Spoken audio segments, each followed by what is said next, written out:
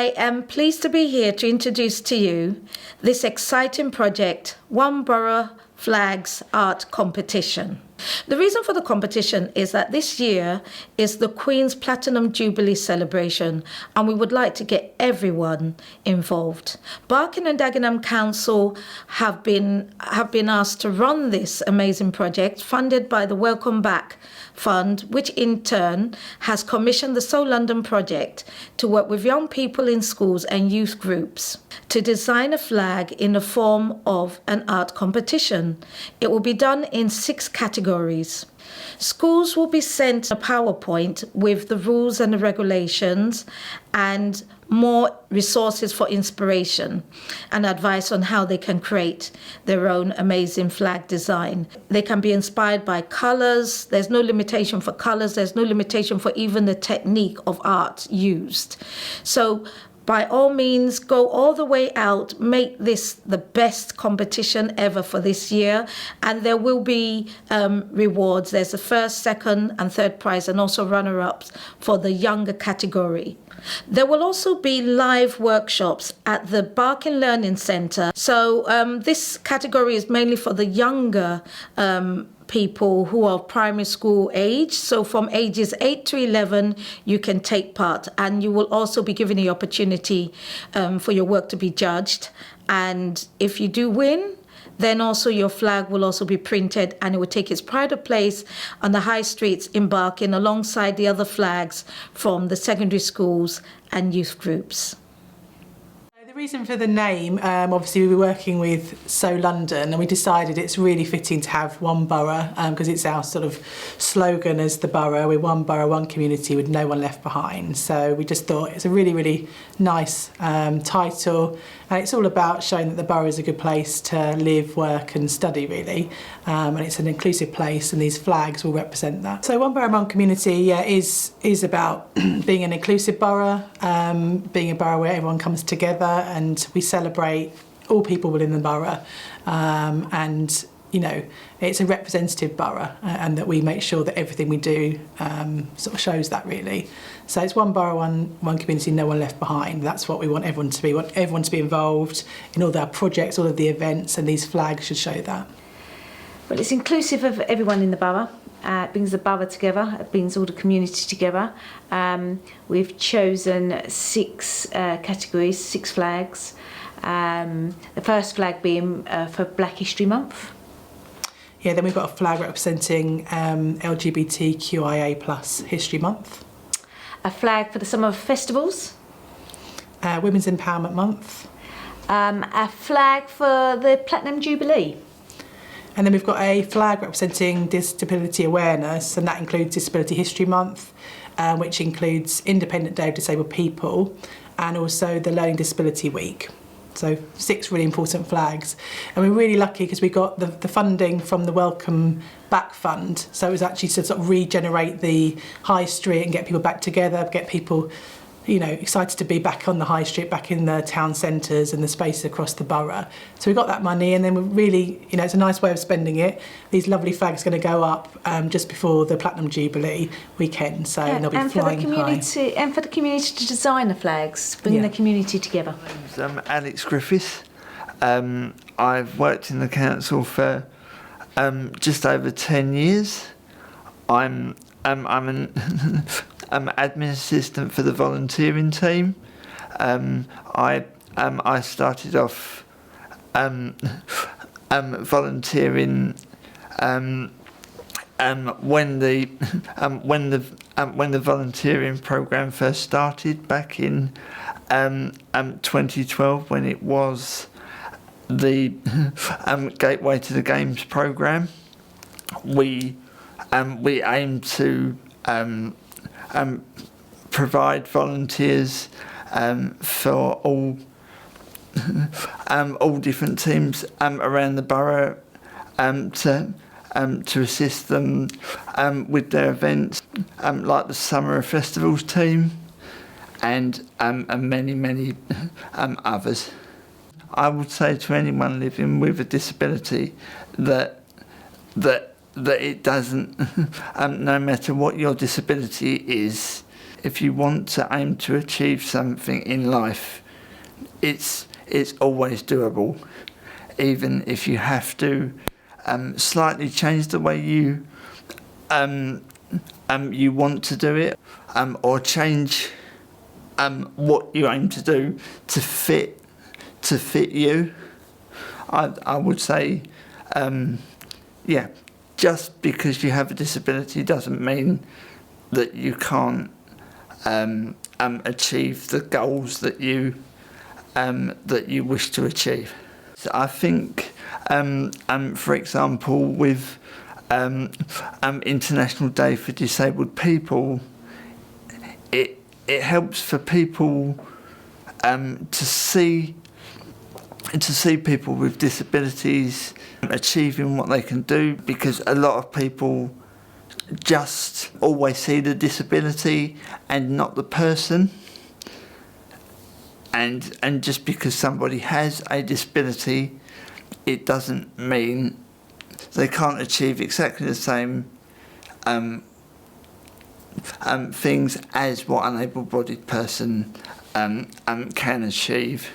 Because there's many different types of disability, it would be good to have a flag that indicates all the many different types of disabilities that people have, whether it be a hidden disability or a physical disability or a learning difficulty. It would be nice to showcase all the different variants of disabilities on the flag.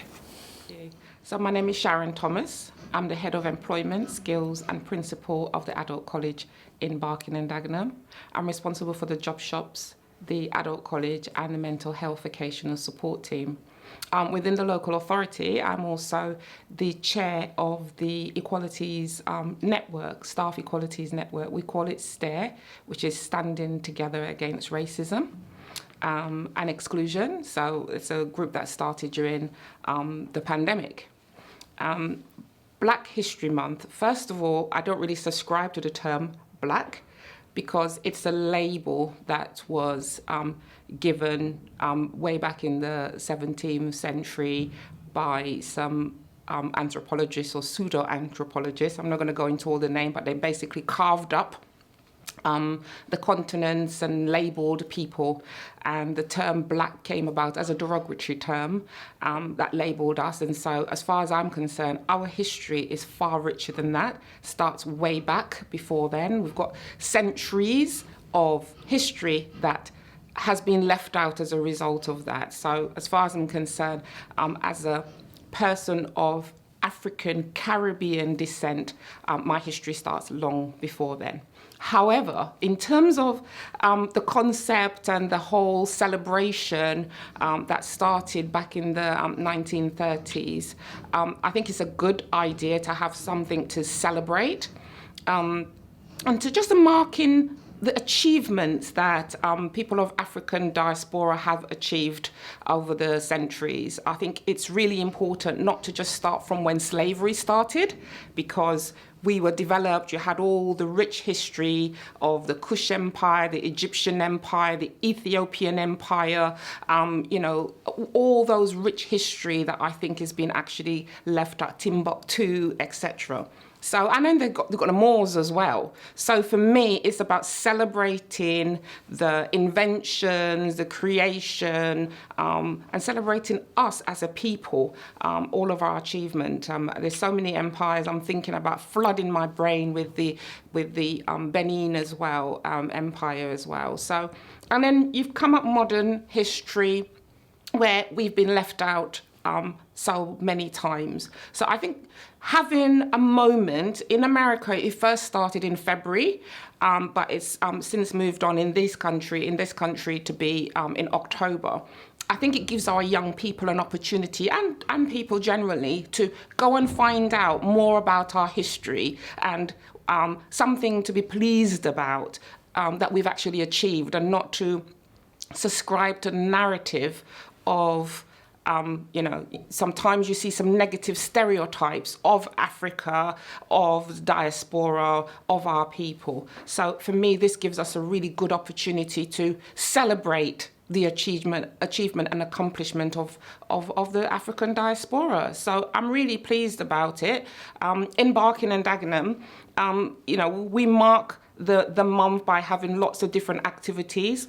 And a couple of years ago, I was really pleased to see in the Barking Learning Centre, there were local people who have gone on and achieved so much, come through Barking and Dagenham, who was once so very racist in terms of discrimination, BNP and all of that. And yet still those people have gone through, they've achieved so much, they've succeeded, they've educated themselves, and they've achieved so much. And having them up there like a wall of fame, and so that's something I thought was really good, and that's something I think that the young people should really have, to come and see, actually, do you know what? I can achieve, I can aspire, and I can achieve to be great, and the greatness that's within us. So yeah, that's a lot of what it means for me, really, that interaction as well.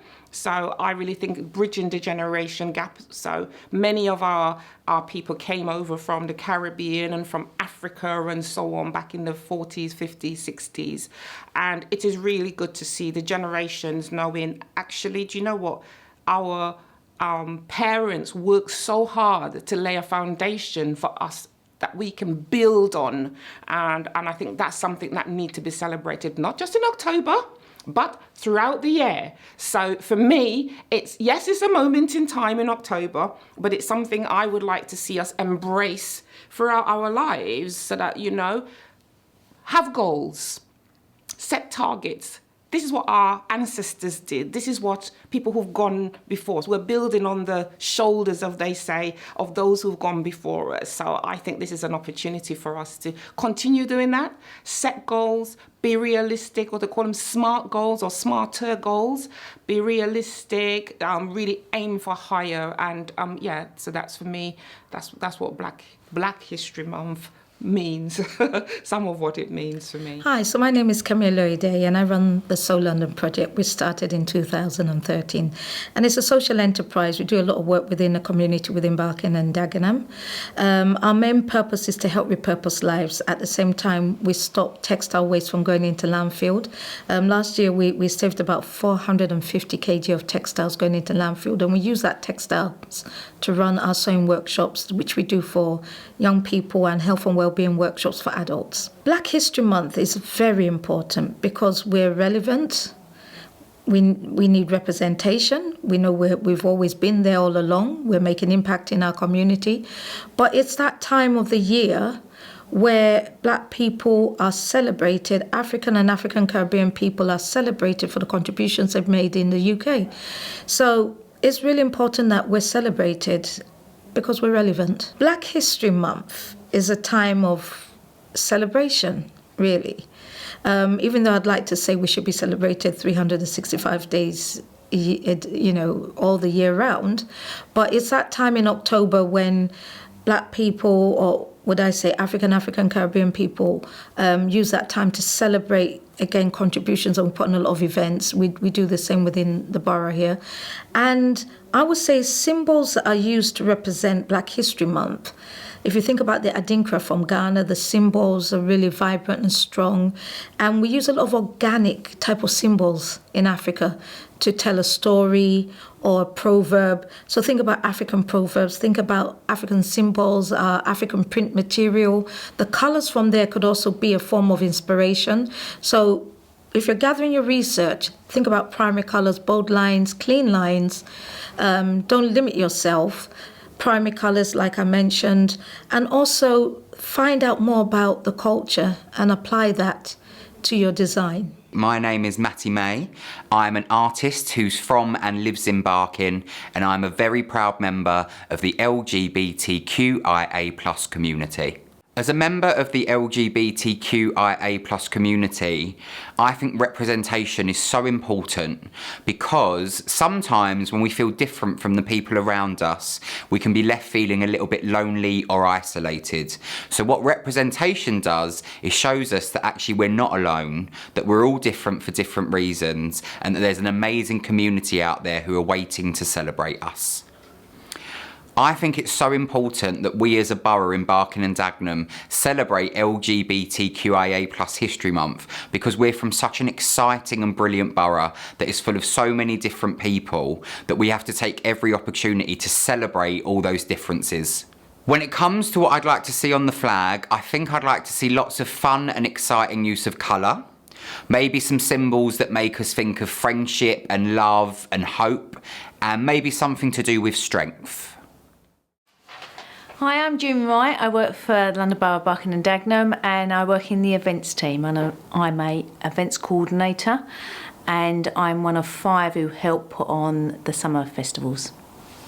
The summer festivals are a bunch of festivals that we put on throughout the year. They start in June. We're starting off, this year we've got an extra. We're starting off with the Jubilee. We're celebrating the Platinum Jubilee, and then we go into the Folk Festival. Then the Youth Parade, followed on by the One Borough Festival, which is in Dagenham, Randaz Music Festival, and the Steam and Cider Fair. Then, other than that, we do have a few more events that people can attend, the community can attend, and that's the Guy Fawkes Winter Parade, which takes place in November, and we finish the year off with the Barking Mad About Christmas event, which takes place in Barking. The summer festivals are so important because they're free events, and it brings the community together. And we celebrate as one, and they're just fantastic. They're fantastic because they're across the whole borough. They're not just in part of the borough. We use all our green spaces, most of our green spaces in the borough. So yeah, the borough, as we know, is huge, but everyone can get to one of the festivals nearer them. Yeah, so they're very important. I think the sunshine. I think the sunshine's really important. It's the summer festivals. We're celebrating. It's a fun place to be. So bright yellow, big fat yellow sunshine. Also fun, multicolours. There's lots of music. There's lots of dancing. There's lots of things to do. You can just sit and watch. They're in the green spaces. We use the parks across the borough. Yeah. I'm Sarah Bell-Chambers. I'm the Cultural Events Manager at the Council, and myself and my team, we put on the Summer Festivals, which is a really nice celebration of events, and all events in the Council basically. We do all sorts of different things, so that's me. We've got really exciting plans for the Platinum Jubilee weekend. We've got all sorts going on across the weekend. Obviously, it's a really special time for the whole country, but in Barking and Dagenham, we're really going for it. So we've got a Cockney night on the first night, which is a bit different, sort of celebrating like East London. Then we've got the Folk Festival on Friday. And then on Saturday, we're calling it the Platinum Jubilee Day. So we're going to have all sorts of different activities for children and for families. And then we're having 70 years of jazz through the years in the evening. And then we conclude the weekend with the Youth Parade. So obviously celebrating our young people is really important as the Platinum Jubilee. And then also, just to make it even more exciting, we've got some street parties going on throughout the borough. So lots going on for the Platinum Jubilee. So obviously it's 70 years of Her Majesty's reign. So it's a really important time for the whole country. It's a national moment, really, and I think for children, you know, it's part of our history, really. So it's a really big moment for the country, for the Queen, and also for us here in Barking and Dagenham, because obviously the Queen's come to Barking and Dagenham a few times. The last time back in 2015. So yeah, it's going to be a really special occasion for us as well as the whole country. I think well, platinum could be a good start of colours, and I don't think it has to be that, because the Queen wears lots of different colours, doesn't she? So I don't think people should have to do platinum, but that could be a way to go. I think crowns, obviously, I think something that was very regal and very important is, you know, and very celebratory as well, is really important. And you could squeeze a little cheeky corky dog in there. My name's Carol Pluckrose. I'm the Artistic Director here at the Boathouse Studios in Barking. I've worked and lived, I live and work in the borough. I've been here for over 30 years, so it very much made Barking and Dagenham my sort of place, I suppose. Started and co-founded a theatre company called Arc Theatre, which is still up and running and thriving in the borough. And I am also a writer and a theatre maker. I was completely flabbergasted, I have to say, to win 2 awards last year in the Women's Empowerment celebrations. Completely amazed and thrilled. I guess from a very, very early age, I was encouraged to believe I could achieve anything as a young girl and then as a woman. I was very actively involved in politics, in the feminist movement in the 80s, was at Greenham Common. I've spent a lifetime encouraging young women as well, very much creating girls' projects and supporting communication and confidence building across the board, really. So I've got 2 daughters, and I love, the opportunity. I love what women who believe that they can achieve, and those that have less confidence, then we pull together as a team, support each other to achieve brilliant stuff. There's so many things I could say about what symbols and images support women's empowerment, and I'd be really interested to see what young women bring to the party on this, because there are so many different things. But I think sisterhood, supporting each other, praising and lifting each other up, and going the extra mile, actually challenging ourselves, and from a very young age saying, it's possible. It's possible to believe in myself and each other. So images of young women in all sorts of different types of activity, from writing to sport, to music, to theatre, to engineering, to have a sense of all of the possible, to being an astronaut, whatever. Having all of those things open, every path open to young women, and not to be diminished or have internalise any unconscious feelings of being less than able to do things. Quite the opposite.